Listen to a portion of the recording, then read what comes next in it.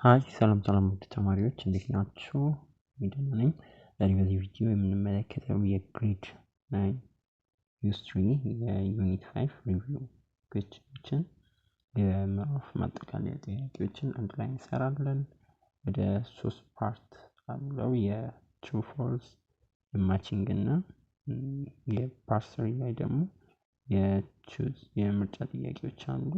አብረን እንሰራለን። ከዛ በፊት ግን እነዚህን ጥያቄዎች ለመስራት እንዲያግዘን እዚህ ጋር ኤክሰርሳይዝ ዩኒት ሰመሪ አለ። ስለዚህ ላይ ሀሳቦችን ማጠቃለል እንችላለን። እነዛንም ኤክሰርሳይዞች እንድንሰራ ስለሚረዳን ማለት ነው። ዩኒት ሰመሪ Africa is a vast continent inhabited by people who speak various languages that belong to Niger, Congo, Afro-Asiatic, Saharan, Caucasian እነዚህ የመሳሰሉ አፍሪካ ብዙ ዳይቨርስ የሆነ ግሩፕ ኦፍ ፒፕል የሚኖርባት የተለያዩ ቋንቋዎች የሚነገሩባት በሜጀር የሚባሉት ኒጀር ኮንጎ በጣም ብዙ ተናጋሪ ያለው ነው። በተለይም በሰብ ሳሃራን አፍሪካ ላይ አፍሮ ኤዥያቲክ በኖርዝ አፍሪካ እንደኛም አፍሪካ ቀንድ አካባቢ ሆኖ አፍሪካ ላይ እንደዚሁ መካከለኛው ምስራቅ ላይ በሰፊው የሚነገር ቋንቋ ነው። ኒሎ ሳሃራን ኖርዝ አፍሪካ እና ሴንትራል አፍሪካ ላይ ኮሄሰን የሚባለው እንደዚሁ አፍሪካ ውስጥ የሚነገር ቋንቋ ነው። ስለዚህ ሊንግዊስቲክ ዳይቨርሲቲ በጣም ሰፊ መሆኑን ያሳየናል። Indeed, all languages spoken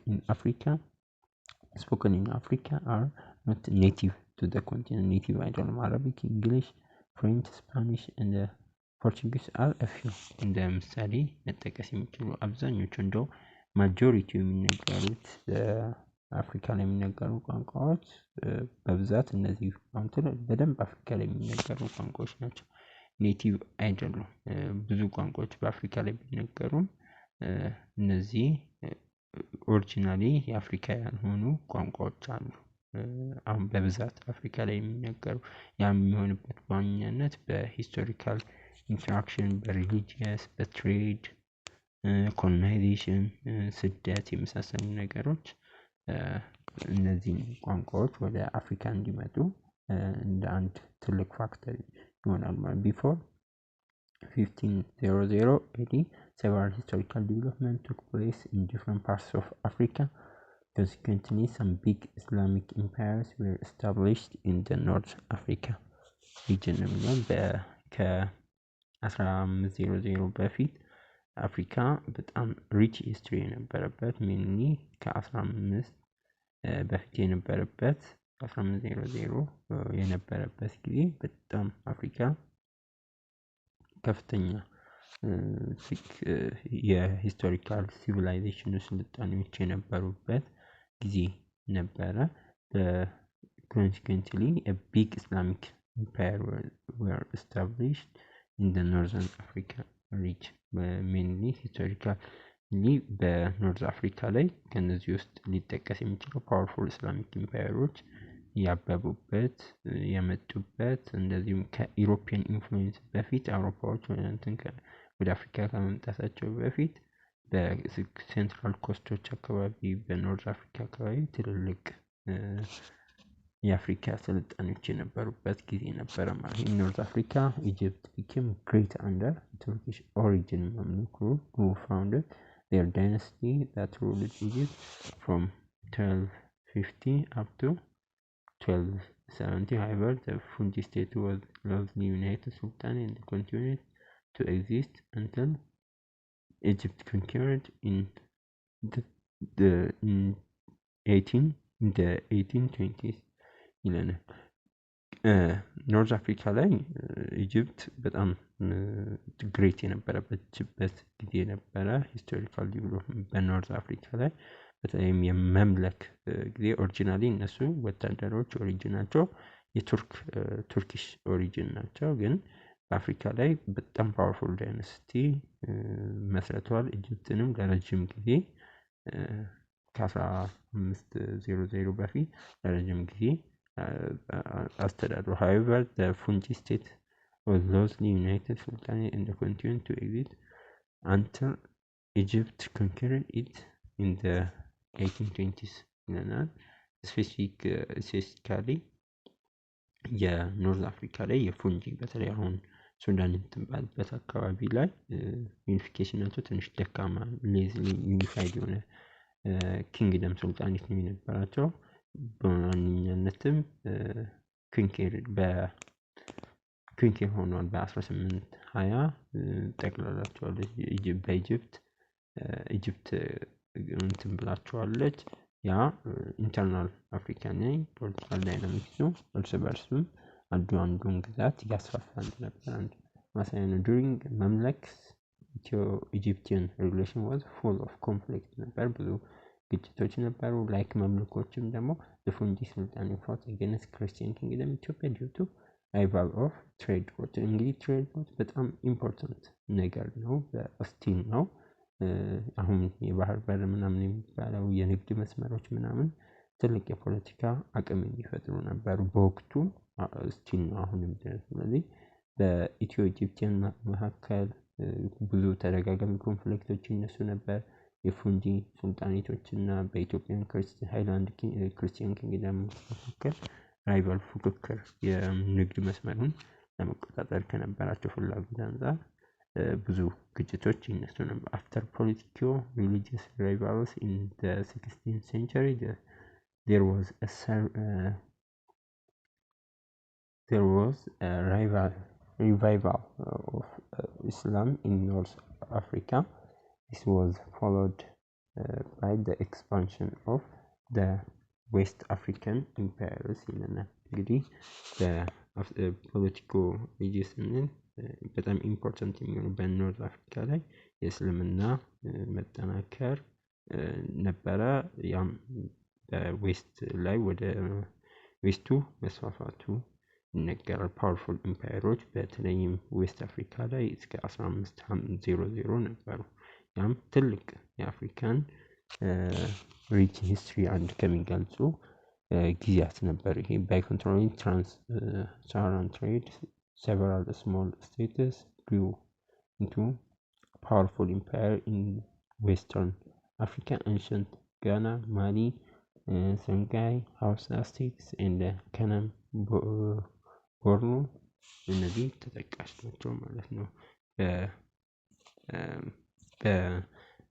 ያን የትራንስ ሰሃራን የንግድ መስመር መቆጣጠር በጣም ሂስቶሪካል ሮት ነው።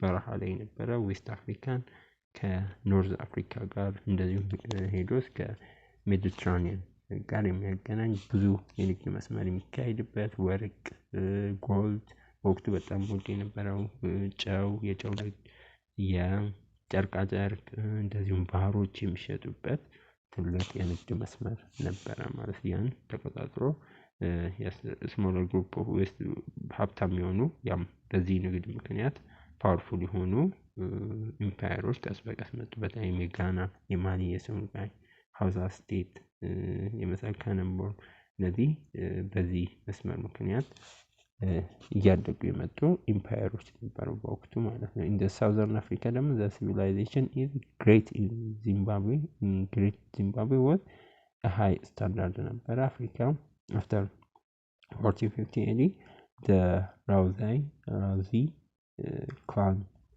kings of the Shona people established an empire called ሙኑሙተፋ የሚባለውን የኢምፓየር ፈጥሯል ማለት ነው። በሳውዝ አፍሪካ ላይ የዚምባብዌ ትልቅ ሲቪላይዜሽንን የፈጠሩ ታላቋ ዚምባብዌ ላይ ትልቅ ሲቪላይዜሽን በተለይም በአርኪቴክቸር ሶሳይታል ዲቨሎፕመንታቸው በጣም አስደናቂ ነበር። 1950 አካባቢ ራዚ የሚባሉ ክላን ጎሳዎች ሾና ፒፕል አካል ናቸው። ፓወርፉል ኢምፓየር ሙኑሙተፋ የሚባል በዛ አካባቢ ላይ በደቡባዊ አፍሪካ ላይ መስርተዋል ነው የሚላል። Nevertheless, the Portuguese conquered ሙኑሙተፋ in the late 16th century. ምንም እንኳን ፖርቱጊዞች ሙኑሙተፋን በመጨረሻዎቹ 16ኛው ክፍለ ዘመን አካባቢ ያን ቦታ ቢቆጣጠሩም በጣም ኢምፖርታንት ጊዜ ነበረ ማለት ነው። በጣም ኢምፖርታንት የሚባል ስልጣኔ ነበራቸው ከዛ በፊት። the trans-Saharan trade contributed to developing robust economic and political system on both sides of the Sahara. The spread of Islam in tropical Africa further strengthened their relationship with people of North Africa. Africa has maintained a relationship with the outside world since the ancient time. እንግዲህ ብዙ ትራንስ ሰሃራን ንግድ በከፍተኛ ሁኔታ ኮንትሪቢዩት አድርጓል። የሀብት ምንጭ ብቻም ሳይሆን ትልቅ የኢኮኖሚክ ስትራክቸርን ቀይሯል። እዛ አካባቢ ላይ ፖለቲካል ሲስተም በዌስተርንም በኖርዘርንም አፍሪካ ላይ የእስልምና መስፋፋት በጣም ትልቅ አስተዋጽኦ ነበረ። ከኖርዝ ወደ ሳውዘርን ፓርት ኦፍ ሰሃራ መስፋፋቱ ካልቸራል ሪሊጂየስ ግንኙነቱን በጣም አጠናክሮታል። ሙስሊም ኦልሬዲ ሙስሊም የነበረው ኖርዙ ነበረ። ከዛ በኋላ ወደ ደቡቡ ወደ ዌስተርኑ እስልምና እየተስፋፋ ሲመጣ ያን ኢንተራክሽን ሪሌሽንሺፕ በከፍተኛ ሁኔታ አሳድጓል።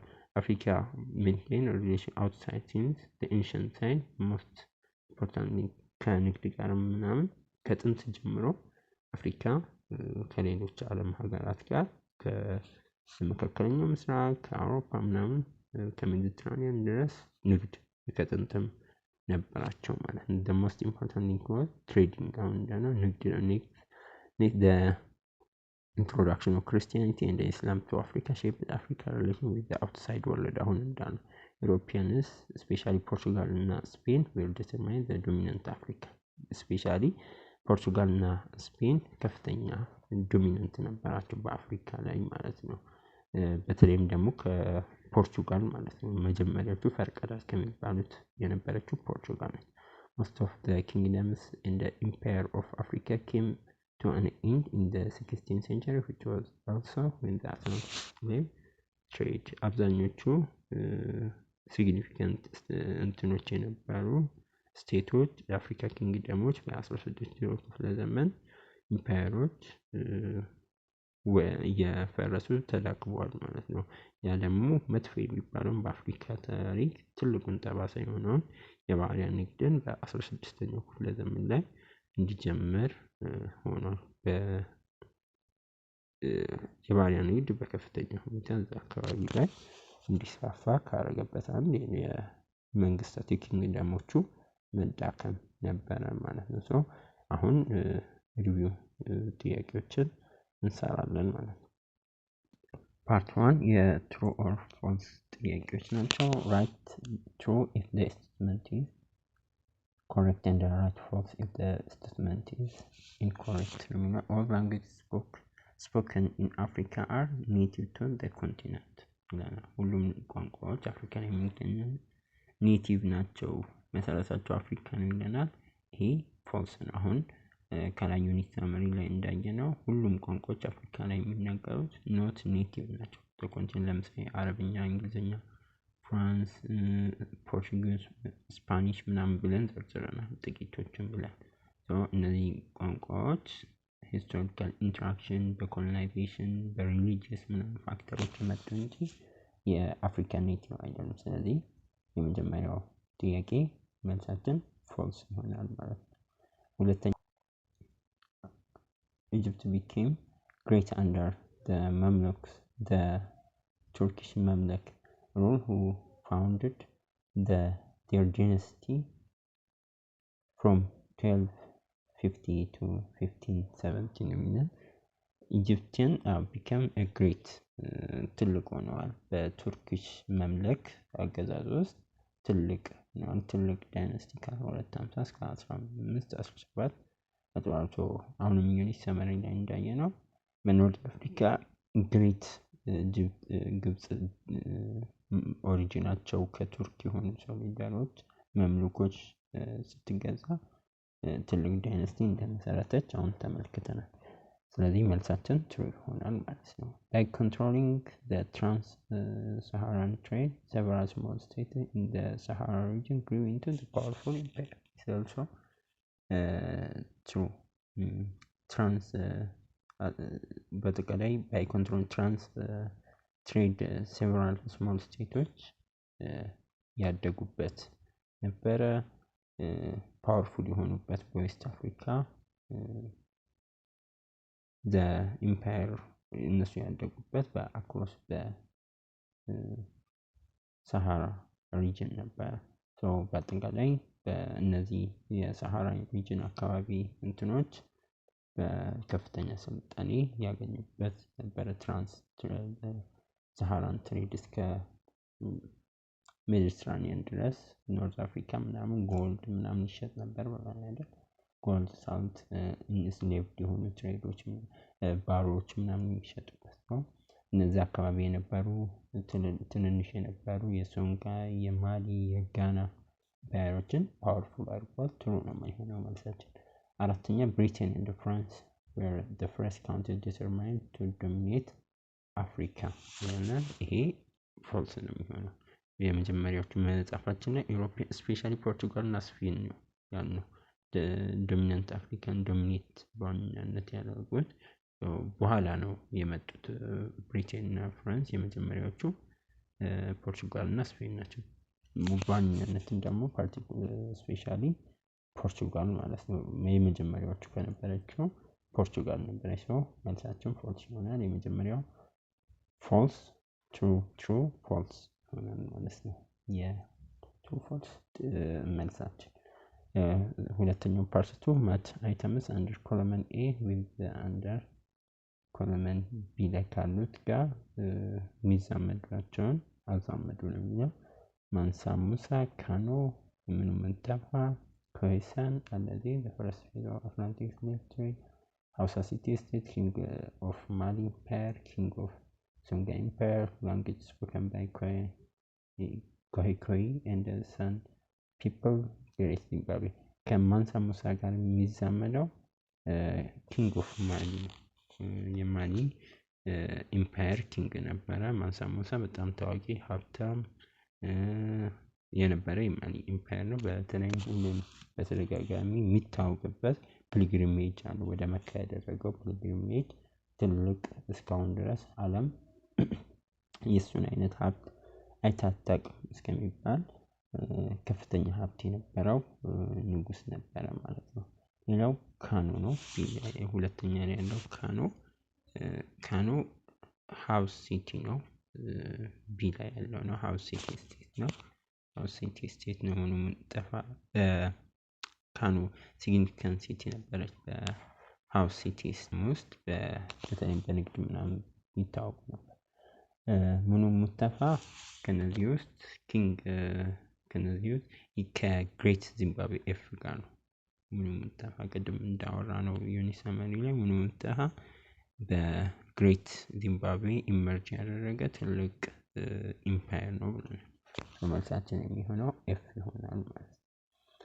ኮሄሳን ላንጉዌጅ ስፖከን ባይ ኮሂ እንደ ሳም ፒፕል ከስሙ ምንድነው በእነዚህ ማህበረሰቦች ውስጥ ይነገር የነበረ ቋንቋ ነው። ስለዚህ መልሳችን ኢ ይሆናል። ኮሄሳን የሚባለው ቋንቋ በእነዚህ ማህበረሰቦች በሳውዘርን አፍሪካ እንደ ክሊክ ሳውንድ የሚመስል ቋንቋ የነበራቸው ማህበረሰቦች ናቸው።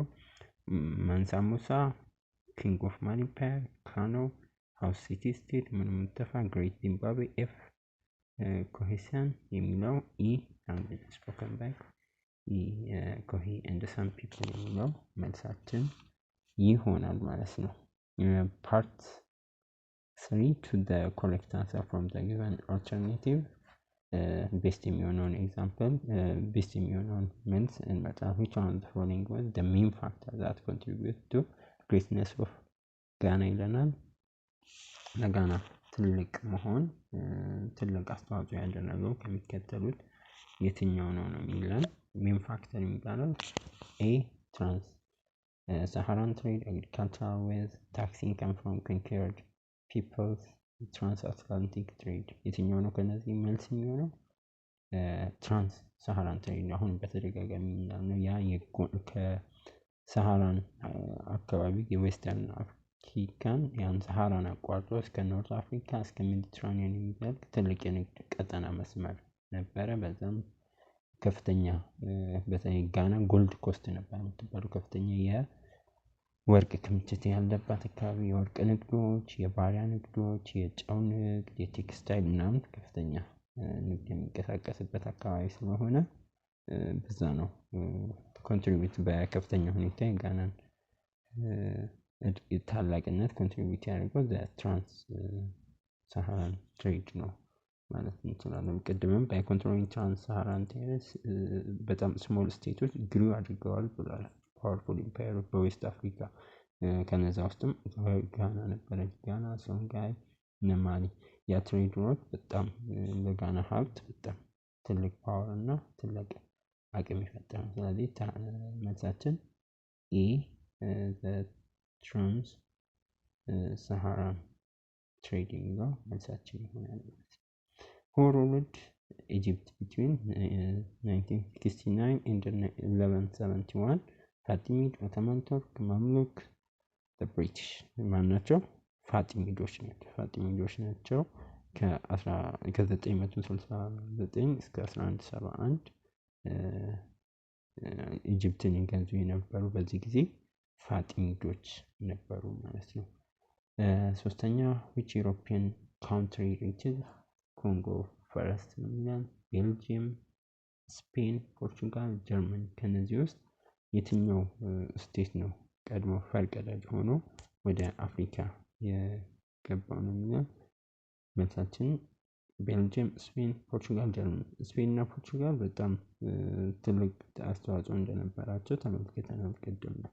ግን ከነዛ ውስጥ በጣም ኢምፖርታንት እና ቀድማ ፈርቀዳጅ የነበረችው ፖርቹጋል ነበረች ማለት ነው። መልሳችን የሚሆነው ፖርቹጋል ናት። አራተኛ since 1000 AD the Koik mainly practice hunting, gathering, cattle breeding ነው farming, fishing, cattle breeding ይሆናል መልሳችን። mainly practice ያደረጉት የነበረው cattle breeding ነበረ።